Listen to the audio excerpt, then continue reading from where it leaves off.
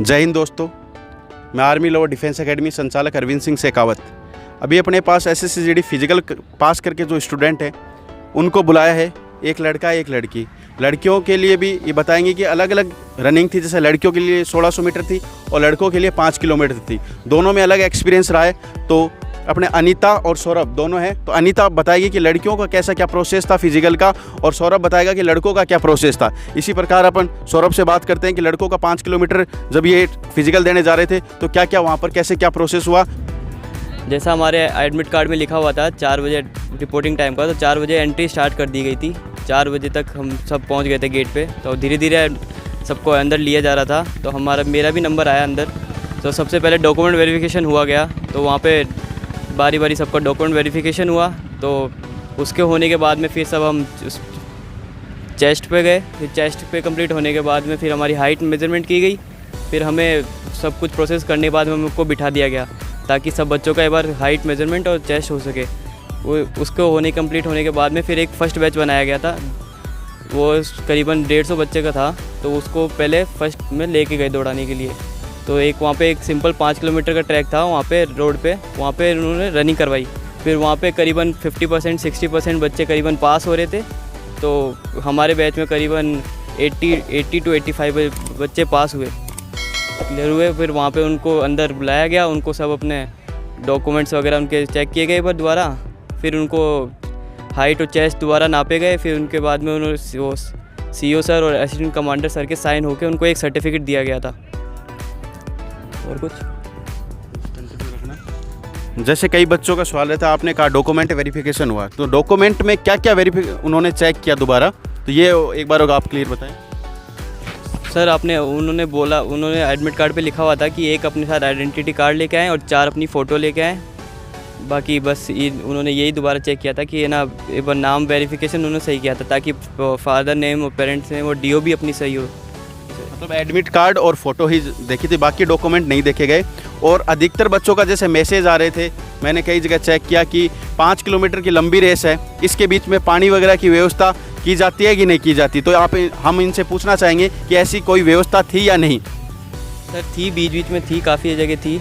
काफ़ी वहाँ पे सपोर्ट अच्छा था, पानी पिला रहे थे बार बार। हाँ, डिस्टेंस उन्होंने रोड पे मेजरमेंट किया हुआ था हर। आप बोल रहे हैं कि पानी की व्यवस्था थी, सभी बच्चों जो पानी की व्यवस्था जैसे क्वेश्चन पूछते हैं उनके लिए क्वेश्चन का सॉल्यूशन हो गया। अगला क्वेश्चन पूछना चाहेंगे, जैसे 5 किलोमीटर की दौड़ थी तो क्या ट्रैक लंबा था या बड़ा, कैसे जो भी प्रोसेस, और उनको कैसे बताया गया कि कैसे कहाँ 5 किलोमीटर तक दौड़ना है, और क्या चिप सिस्टम था या नॉर्मली टाइमिंग के अंदर आपको पहुँचना था, जो भी था आप बताएं। सर चिप सिस्टम तो नहीं था, पर ना उन्होंने बताया था कि हर 1 किलोमीटर बाद में उन्होंने मेजरमेंट कर रखा है रोड पे कि 1 किलोमीटर पूरा हो रहा है, यहाँ पे 2 किलोमीटर पूरा हो रहा है। तो इस हिसाब से उनको डायरेक्शन बताई गई थी। और उन्होंने बोला था कि जो एक आगे रॉयल एनफील्ड चल रही थी उसमें एक लाल झंडा लगा हुआ था, उसी को गाड़ी को फॉलो करते रहें। तो उसी को हमने फॉलो किया था। तो हमने ये जो लड़कों का 5 किलोमीटर का फिजिकल था उसका एक्सपीरियंस सौरभ के द्वारा देखा। अब इसी प्रकार लड़कियों का 1600 मीटर का जो टाइमिंग था ग्राउंड का, अब इनसे पूछना चाहेंगे, इनसे डॉक्यूमेंट वगैरह तो सेम हुआ है, एडमिट कार्ड वगैरह चेक किए जाते हैं, जो आपको उसमें निर्देश दिए जाते हैं वो पूरे ले जाने होते हैं, चेक करने, रिपोर्टिंग टाइम में पहुंचना होता है। उसके बाद ग्राउंड में इनका क्या प्रोसेस था गेट के अंदर एंट्री करने के बाद में, जो अनीता के माध्यम से हम आपको बताना चाहेंगे। 4 बजे हमारी एंट्री हुई थी। उसके बाद में हमारा डॉक्यूमेंट वेरिफिकेशन हुआ। फिर हाइट मेजर की गई। तो हाइट में ये था कि अगर 157 से 0.5 भी अगर आपकी हाइट कम है तो वो आउट कर रहे थे।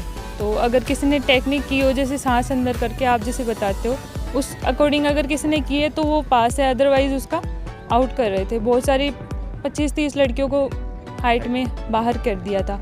उसके बाद में सर 2 बैच बने थे हमारे। एक था 120 लड़कियों का और सेकंड बैच था 77 लड़कियों का। तो सर जैसे इतना 120 लड़कियों को जैसे लाइन वाइज आगे पीछे इस तरीके से खड़ा कर रखा था और हर 500 मीटर पे उन्होंने मार्किंग की हुई थी। तो सर वैसे तो ठीक है, बट सर ये मिसमैनेजमेंट था कि अगर फर्स्ट लाइन वाली लड़की और लास्ट वाली लड़की है उसके बीच में बहुत ज़्यादा डिफरेंस है टाइमिंग का। तो जो आगे वाली लड़कियां थी मैक्सिमम वही पास हो रही थी, पीछे वाली लड़कियां रह रही थी।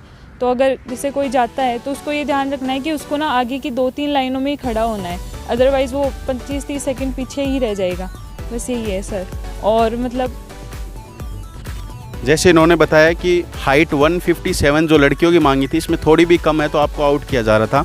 और इसी के बाद इन्होंने ये बता रहे हैं कि जैसे लंबी लाइन बनाई गई थी 120 लड़कियों की, जो आगे लड़की है और एक सबसे जो पीछे रह गई, उनमें कम से कम जब दौड़ होती है तो 15 से 20 सेकंड का अंतर आ जाता है।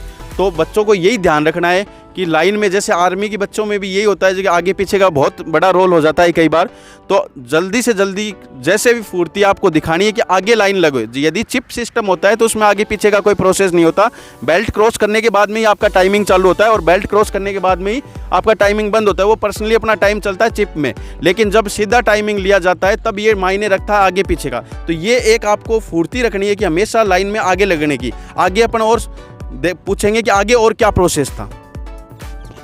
सर उसमें जो रोड थी वो एकदम बैलेंस नहीं थी। स्टार्टिंग में थोड़ी सी चढ़ाई थी और एंडिंग में थोड़ा डाउन था। तो अगर स्टार्टिंग में हम जैसे बहुत ज़्यादा तेज़ स्पीड में चलते हैं तो एंड में जाके थक जाते हैं। तो शुरू में एकदम स्लो करना है, एंड में जाके स्पीड खींचनी होती है। बस यही था बात। इनका कहना है कि जैसे ट्रैक अलग अलग, ग्राउंड अलग अलग रहते हैं, तो इनका जो ग्राउंड था उबड़ खाबड़ था। बाकी ये कहना चाहते हैं जैसे जो लड़की तैयारी नहीं कर रही, कम कर रही, वो शुरू में कई बार क्या है कि बिना एक्सपीरियंस के तेज़ दौड़ लेते हैं और बाद में उनसे 1600 मीटर कंप्लीट नहीं होती।